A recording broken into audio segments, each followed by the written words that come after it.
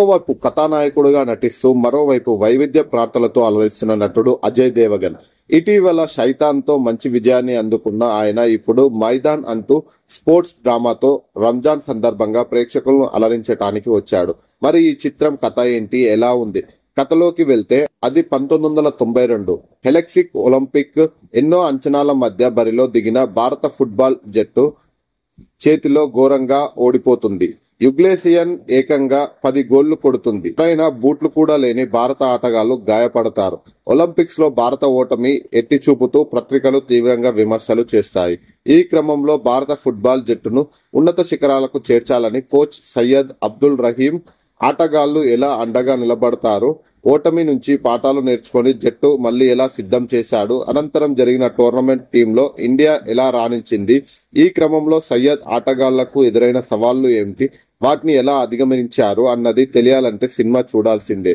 Cinema ఎలా ఉంది అంటే భారత చరిత్రలో సువర్ణాధ్యాయం, వ్యక్తులకు సంబంధించిన జీవిత గాథలు ఎన్నో వెండి తెరపై ఆవిష్కరించబడ్డాయి. సయ్యద్ అబ్దుల్ రహీం ఉన్న కాలాన్ని భారత ఫుట్బాల్ కు స్వర్ణయుగంగా పేర్కొంటారు. హైదరాబాదీ అయిన అబ్దుల్ జీవిత చరిత్రకు భావోద్రేకములు జోడించి తెరపై అద్భుతంగా ఆవిష్కరించడంతో దర్శకుడు అమిత్ శర్మ విజయం సాధించాడు. 1952లో ఒలింపిక్స్ భారత జట్టు ఘోరంగా ఓటమితో సినిమా మొదలవుతుంది. అక్కడి నుంచి జట్టు ఎదురయ్యే అవమానాలు, కోచ్ సయ్యద్, ఫుట్బాల్ కమిటీ మధ్య జరిగే చర్చలతో నెమ్మదిగా ఆ ప్రపంచంలోకి తీసుకువెళ్లే ప్రయత్నం చేశారు.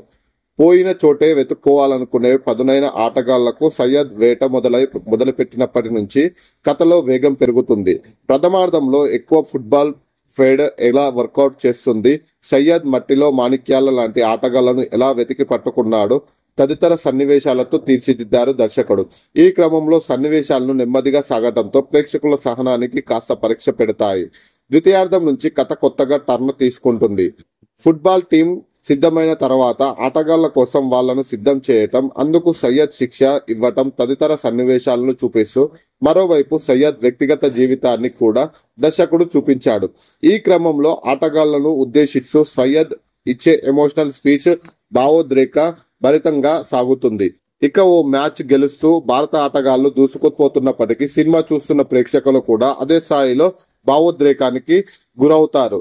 మ్యాచ్ చిత్రీకరణ తీరు సహజంగానే ఉండటం అందుకు కారణం. టీమిండియా గోల్ కొట్టిన ప్రతిసారి ప్రేక్షకుడే ఆ గోల్ కొట్టిన ఆనందాన్ని పొందాడంటే అతిశయోక్తి కాదు. పతక సన్నివేశ విషయంలో భావోద్రేకంతో ప్రతి ఒక్కరిని కన్నీళ్లు పెట్టిస్తాయి. సినిమా పూర్తయిన తర్వాత మైదాన్లో ట్రాన్స్ లో ఉండిపోతారు ప్రేక్షకులు. బలాలు: అజయ్ దేవగన్ ద్వితీయార్థం సెకండ్ హాఫ్ సినిమాకి చాలా ప్లస్. సాంకేతిక బృందం పనితీరు చాలా ప్లస్ గా ఉంది. బలహీనతలు: సినిమా నిడివిడి చాలా ఎక్కువగా ఉంది. ప్రథమార్థంలో వచ్చే కొన్ని సన్నివేశాలు. చివరిగా మైదాన్ సినిమా ఎమోషనల్ డ్రామా. ఈ సినిమాకి 3.5 అవుట్ ఆఫ్ 5 రేటింగ్ ఇవ్వడం జరుగుతుంది.